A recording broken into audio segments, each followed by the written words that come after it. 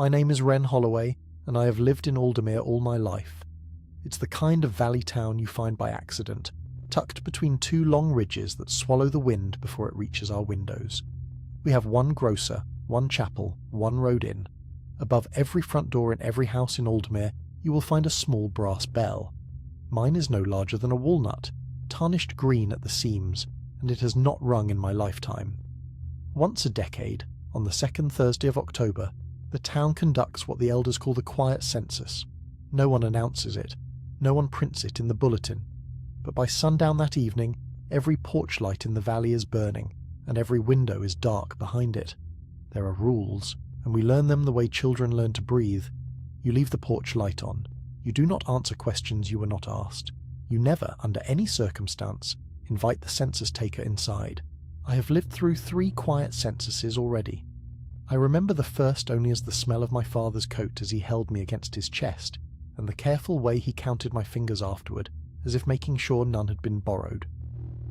My mother used to tell me in that low voice she saved for true things, that the 4th is the one that matters. She never explained why. She died before I could press her on it.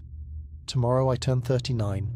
The week before the census, Aldermere learns my name a second time. Mr. Coyle at the grocery slides the loaf of rye across the counter and waves my coins back at me without looking up. He has charged me every Tuesday for 16 years.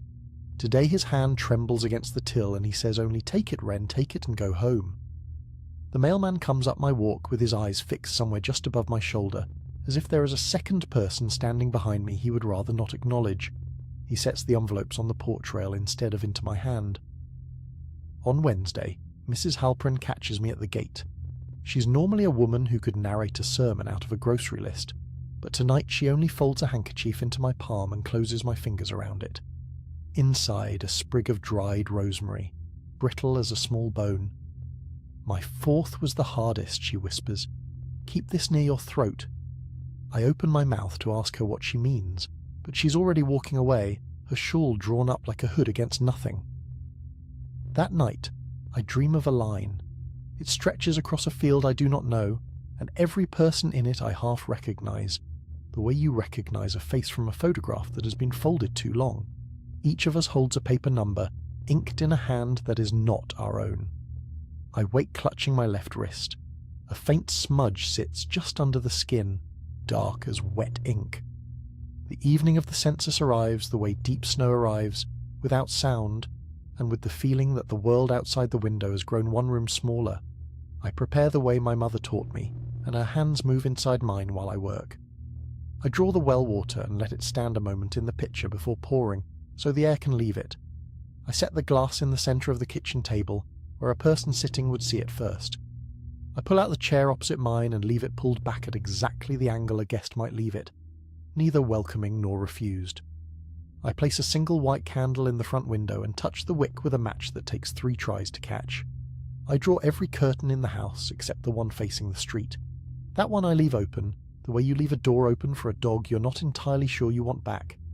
At 7 sharp, the street lamps along Cobb Lane begin to fail, not all at once.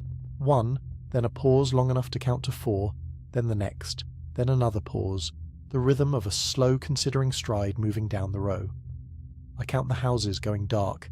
11, 12. When the lamp outside my window dies, the footsteps stop at my gate, soft and deliberate, and the brass bell above the door begins to hum, though no hand has touched it. 3 knocks come in the same, considering rhythm as the street lamps, evenly spaced, neither hurried nor patient. I cross the floor with my mother's hand still inside mine, and I press one eye to the peephole. The figure on my step is tall, taller than the doorframe will admit comfortably, and wears a grey wool coat the colour of pond ice in February. A clipboard is pressed flat against its chest, held the way a child holds a held breath. The face above the collar will not settle. I blink and the mouth is thinner. I blink again, and the eyes have moved closer together, then farther apart, as though something inside the skin is shifting its weight from one foot to the other. I cannot remember what I saw a heartbeat ago. Only the coat stays. The voice, when it comes through the wood, is mild and almost fond. It says my name. It says my mother's name, the way she said it herself. with the small catch on the second syllable. Then it says the name of a brother I have never had, and says it kindly, as if asking after him. It asks me to confirm the number of residents in the household. I say, 1. The pause that follows is long enough to feel the candle behind me lean. The pen scratches, unhurried, careful. Then the voice asks me to confirm the number of residents who are still breathing. I open my mouth. Nothing comes. Above the door, the brass bell begins to hum louder. It begins to read from the clipboard, and the questions arrive in the same measured rhythm as the knocks, as the failing lamps, as if some slow ledger were being walked down line by line. When did you last speak to your mother? I say a date. The pen scratches. When did you last hear her answer? I open my mouth, and the date I meant to say will not assemble itself, and I give a different one, smaller, further back. The pen scratches longer this time. Do you remember the colour of the front door of the house you grew up in? I say green. The pen does not move at all, and the silence of it is worse than the scratching. I answer carefully, the way I was taught to answer strangers at thresholds, but my voice sounds thinner than it should, as though it were being drawn out of me along a length of wire. Through the narrow gap beneath the door I can see the shadow of its feet, and there are too many of them, arranged in a quiet symmetry, the way the legs of a patient animal settle when it has decided to wait. It tells me in that mild and almost fond tone that my entry has been amended in the previous 3 censuses, and that tonight is the reconciliation. I ask what that means. The pen lifts. The voice softens further, almost tender, and tells me to check the handkerchief Mrs. Halprin gave me. I unfold the handkerchief on the table with the slow care of someone disarming a thing that might still be alive. The rosemary breaks apart at my touch, dry and sweet, and the smell of it lifts into the room like a small green prayer. Beneath the brittle stems lies a folded slip of paper, soft at the creases from having been folded and unfolded by a hand I would know anywhere, my mother's handwriting. The year's written first, the year I was 9, and the rest moves across the page in the careful slant she used for important things. If you are reading this, the bell rang for you in 1995, and we agreed to let you stay one more cycle. I love you. I am sorry. The room tilts in a quiet way, not toward falling, but toward remembering. A fever I had not thought of in decades returns whole. A long hallway of half-familiar faces, a number written on my wrist in an ink that stayed through 3 baths and a Sunday.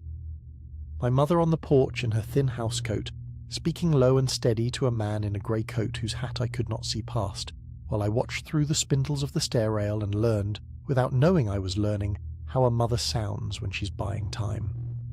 I look down at my left wrist. The smudge I have lived with as a birthmark has darkened, sharpened, settled into shape. The number is 4. The voice when it comes again is doubled, 1/2 outside the door and 1/2 already inside the room, layered so closely that the seam between them is no seam at all. It says that the household has been carrying a debt for 30 years, and that the ledger must balance before sunrise. It says this the way a kind clerk might say that the office is about to close. Then it asks with that same soft fondness whether I would like to walk out, or whether I would prefer it to walk in. I understand finally what Mrs. Halprin meant when she said the 4th census is the hardest. She did not mean for her. She meant for the one being counted. She meant for me. I think of my mother bent over this same paper, writing the year, writing her apology, folding rosemary in around it like a charm against weather she could not name. The chair I pulled back from the table earlier, the one I have left empty at every meal since I was a child, is no longer empty. Something is sitting in it now, wearing her cardigan, the pale blue one with the small pearl buttons, and the wool is settled on the shoulders just the way she used to settle it, with one cuff turned in. The head does not turn toward me. It will not. I can hear, very faintly, the sound of breathing being practiced and not quite remembered correctly. I made my choice the way you make a choice in a dream, with my body moving a step ahead of my will. I leaned over the candle and blew, and the small flame bent and went, and the kitchen exhaled into a darkness that felt older than the house. The thing in my mother's cardigan did not stir. It only kept practicing its breath, soft and wrong, like a child learning a hymn by guessing at the words. I reached above the door and lifted the brass bell down with both hands. It was heavier than I remembered, the way grief is heavier than its size. The clapper did not sound. I do not think it was meant to, not yet. I opened the door and stepped out into the cold blue air of Cobb Lane. The census taker was waiting at the gate, clipboard lowered, and as I came down the path his face gathered itself out of the dark and settled, at last, into something I knew. It was my own face at 39, patient and tired, holding a pen. I understood then. The taker is never a stranger. He is the version of you the town agreed to send back, one slow cycle at a time, until the ledger comes due. I lifted the clipboard from my own waiting hands. Behind me the front door opened, and someone who was no longer me stepped inside to finish my life. Down the lane, another porch light came on. A child was turning 9.